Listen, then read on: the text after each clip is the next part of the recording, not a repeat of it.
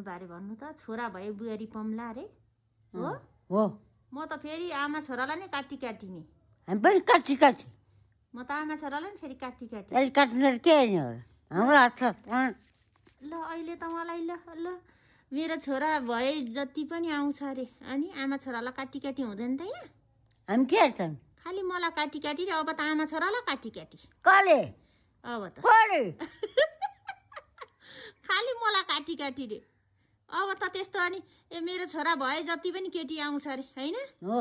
ए हो र हो भोलिदेखि म अब स्याहार्दिन है के स्याहार अब भात खान्दिन्न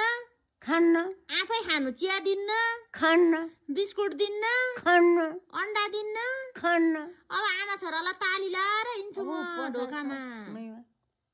तेरो घर ताली अहिले त मलाई ल हुँदा मेरो छोराले ल्याइहाल्छ नि अर्को अरे त्यत्तिकै नि होइन अनि आमा छोरालाई ताली लाएर म धादिङतिर झापातिर पुग्छु है अब साथीहरू ताली लाउनु हामी के हेर्छौँ र तपाईँहरू निन्द्रामा सुतेको बेलामा आमा छोरा मस्त निन्द्रामा परे बेला ताली लाउँछु म ढोकामा के लाउनु तेरो घर हो अनि लाउँछु नि के भन्नुभयो त मेरो छोरा सधैँ छ भने केटी जति पनि पाउँछ अरे पाउँदैन त पाउँछ नि पाउँदैन अनि आमा छोरालाई काटी हामी पनि काटी आमा छोरालाई काटी हामी पनि काटी अब चाहिँ रिस उठ्यो हाम्रो हात